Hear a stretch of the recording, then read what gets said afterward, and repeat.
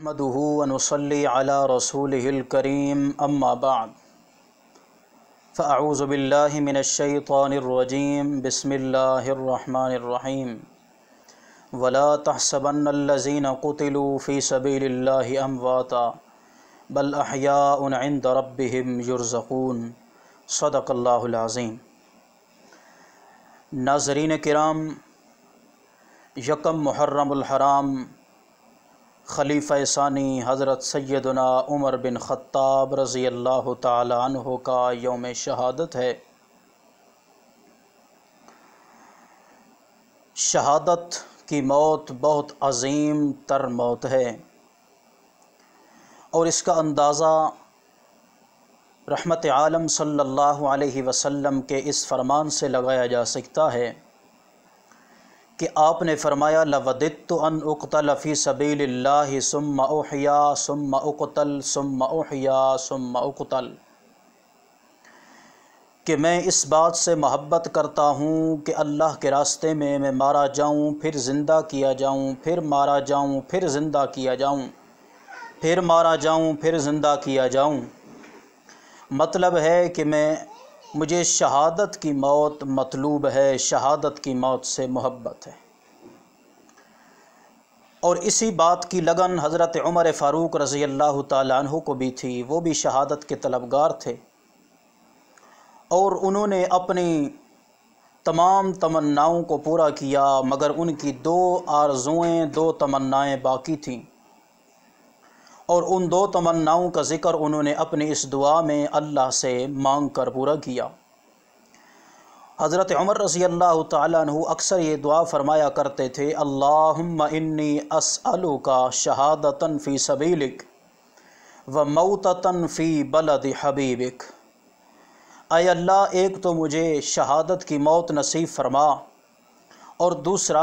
اپنے حبیب محمد کریم صلی اللہ علیہ وسلم کے شہر مدینہ منورہ میں ہی عطا فرما۔ تو بالآخر وقت گزرتا گیا، آپ نے 10 سال 6 ماہ حکومت کی، اور پورے 10 سال 6 ماہ میں عدل و انصاف قائم کیا، 22 لاکھ مربع میل پر حکومت کی۔ آخر وہ وقت آ گیا کہ ایک شخص جس کا نام ہے ابو لؤلؤ فیروز مجوسی، ملک فارس کی آخری حد میں ایک جنگ ہوئی تھی، اس جنگ میں یہ غلام بن کر حضرت مغیرہ بن شعبہ رضی اللہ تعالیٰ عنہ کے حصے میں آیا، اور یہ لوہار بھی تھا اور نقاش بھی، یعنی تصویریں بنانے والا، نقش بنانے والا، نقش و نگار کرنے والا، دونوں مہارتیں اس کے پاس تھی، دونوں ہنر۔ تو حضرت عمر رضی اللہ تعالیٰ عنہ نے یہ قانون بنایا ہوا تھا کہ بالغ غیر مسلم، بالغ ہو اور غیر مسلم ہو، غلام ہو، اس کو مدینہ منورہ کے اندر رہائش کی اجازت نہیں تھی، منظوری نہیں تھی۔ حضرت مغیرہ بن شعبہ رضی اللہ تعالیٰ عنہ کی سفارش پر کہ حضرت یہ ہنر مند ہے، اس سے مدینہ والوں کو بڑا فائدہ ہوگا، تو اس بنا پر حضرت عمر نے اجازت دے دی، وہ رہنے لگا۔ تو قانون تھا کہ جو غلام ہنر مند ہوتا اس سے کوئی کام نہیں لیا جاتا، بلکہ اس کو اس کی ہنر مندی پہ چھوڑ کر تاکہ وہ اپنا کاروبار کرے، نفع کمائے، اس میں سے مخصوص حصہ مقرر کر کے مالک کو وہ غلام دیا کرتا تھا۔ تو ابو لؤلؤ اس نے اپنا کاروبار شروع کیا، ہنر مند تھا، 2 ہنر اس کے پاس تھے، تو اس نے اپنا کاروبار شروع کیا، کافی کاروبار اس کا اچھا چلا۔ تو یومیہ یعنی روزانہ کا حضرت مغیرہ بن شعبہ کو 200 درہم، تقریباً 200 روپے دیا کرتا تھا۔ ایک دن حضرت عمر رضی اللہ تعالیٰ عنہ کے پاس آیا اور کہنے لگا، یا امیر المؤمنین، کبھی نہیں آیا، اس دن آیا تفتیش کرنے کے لیے، حالات کا جائزہ لینے کے لیے کہ حضرت عمر رضی اللہ تعالیٰ عنہ کی کیا سیکورٹی ہے، کیا اوقات ہیں، کس طرح رہتے ہیں، کس طرح رہن سہن ہے، سارا ماحول دیکھنے کے لیے، کیونکہ اس کا اصل منصوبہ تھا، وہ پیچھے سے تیار شدہ آیا تھا کہ حضرت عمر رضی اللہ تعالیٰ عنہ کو قتل کرنا ہے، شہید کرنا ہے۔ تو آ کر کہنے لگا، یا امیر المؤمنین، میرا مالک مغیرہ جو ہے یہ مجھ سے وصول ٹیکس خراج زیادہ لیتا ہے۔ تو حضرت عمر نے فرمایا، تیرے پاس کیا کیا ہنر ہیں، کس کس ہنر سے کماتا ہے؟ تو کہنے لگا کہ میں نقاش ہوں، مصور ہوں، تصویر بناتا ہوں اور لوہار بھی ہوں، اور یومیہ 200 روپے مجھ سے لیتا ہے۔ حضرت عمر نے فرمایا کہ وہ بالکل درست لیتا ہے، کوئی زیادتی تیرے پر نہیں کرتا۔ تو وہ یہ جملہ کہہ کر حضرت عمر کے دربار سے نکلا کہ میرے سوا عدل فاروقی ہر کسی کے لیے کشادہ ہے۔ یہ جملہ کہہ کر دربار فاروقی سے نکلا اور چلا گیا۔ حضرت عمر رضی اللہ عنہ کے دل میں تھوڑی تکلیف ہوئی کہ یہ شخص میری دربار سے مایوس گیا ہے، کسی یا کسی طریقے سے مغیرہ بن شعبہ سے میں اس کے متعلق سفارش کروں گا۔ تو 1-2-4 دنوں کے بعد ابو لولو سے ملاقات حضرت عمر کی، اور حضرت عمر نے اس کا دل جیتنے کے لیے فرمایا کہ سنا ہے کہ تو پون چکی اس کو کہتے ہیں کہ جو ہوا پر چلتی ہے، یعنی ہوا کے ذریعے وہ چلتی ہے، پون چکی بڑی خوبصورت بنا لیتا ہے، تیری مشہوری ہے۔ تو وہ کہنے لگا کہ جی میں آپ کو بنا کر دوں گا، اور ایسی بنا کر دوں گا کہ مشرق اور مغرب والے لوگ دیکھتے رہ جائیں گے۔ چونکہ حضرت عمر رضی اللہ عنہ صاحب بصیرت تھے، سمجھ گئے کہ اس نے کیسا جملہ کہا ہے۔ تو خیر چلتا گیا، وقت گزرتا حضرت عمر رضی اللہ عنہ کو پتہ تو لگ گیا، لیکن شک کی بنیاد تھی، چونکہ صاحب بصیرت تھے، امیر المؤمنین تھے، خلیفۃ المسلمین تھے، وہ نہیں چاہتے تھے کہ شک کی بنیاد پر میں کسی پہ حکم نافذ کروں، قصاص لگاؤں، ہاں جب تک قاتل کی کوئی چیز سرعام نظر نہ آئے۔ حضرت عمر رضی اللہ عنہ خاموش ہو گئے، اتنا فرمایا کہ مجھے اس ابو لولو غلام سے، مغیرہ کے غلام سے مجھے خطرہ ہے۔ تو وقت گزرتے آخر وقت آ گیا 26 یا 27 ذی الحجہ کو اس نے ایک دستہ تیار کیا، خنجر تیار کیا۔ وہ خنجر دونوں طرف سے دھار والا تھا، درمیان میں اس کا دستہ تھا، یعنی پکڑنے کی جگہ درمیان میں تھی، اور دونوں طرف سے وہ خنجر دھار والا تھا، اور اس کے اوپر اس نے زہر لگائی، زہر آلود کیا تاکہ حملہ کروں تو کوئی وار میرا خطا نہ جائے، خالی نہ جائے۔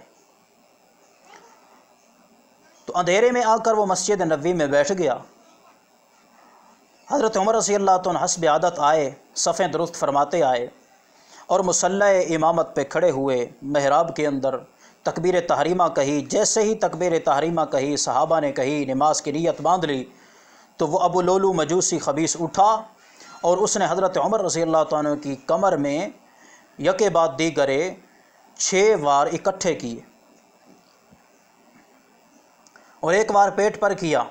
حضرت عمر زخموں کی تاب نہ لاتے ہوئے بے ہوش ہو کر گر پڑے۔ کچھ ہوش باقی تھا، حضرت عبد الرحمن بن عوف رضی اللہ تعالیٰ عنہ کو اشارہ کیا کہ عمل کرے، انہوں نے عمل کی۔ عمل کرنے کے بعد حضرت عمر کو گھر لے جایا گیا۔ ابن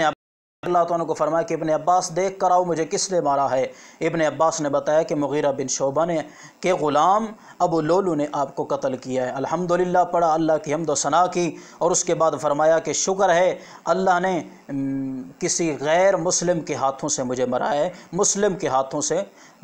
میرے اوپر وار نہیں ہوئے، الحمدللہ پڑھا۔ اس کے بعد گھر لے جایا گیا، آپ کو نبیذ پلائی گئی، پھر اس کے بعد دودھ پلایا گیا، مگر پیٹ کے اندر چونکہ زخم تھے، اس زخموں کے اندر سے وہ نکل گیا باہر، نبیذ بھی اور دودھ بھی۔ طبیب نے مایوسی کی حالت بتاتے ہوئے وہ بھی مایوس ہو کر چلا گیا کہ حضرت آپ کے بس آخری دن ہیں، آپ کا آخری وقت ہے، آپ کسی وقت بھی اس دنیا سے رحلت فرما جائیں گے۔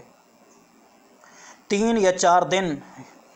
یعنی 26 کو اگر کر لیں، 26 کو حملہ ہوا ہے تو پھر 4 دن بنتے ہیں، 27 کا کرتے ہیں تو 3 دن بنتے ہیں۔ 3 یا 4 دن حضرت عمر رضی اللہ تعالیٰ عنہ کبھی بے ہوش، کبھی صحیح تندرست، نماز بھی پڑھتے تھے، حتیٰ کہ ایک شخص آیا نوجوان عیادت کے لیے، اس کے ٹخنے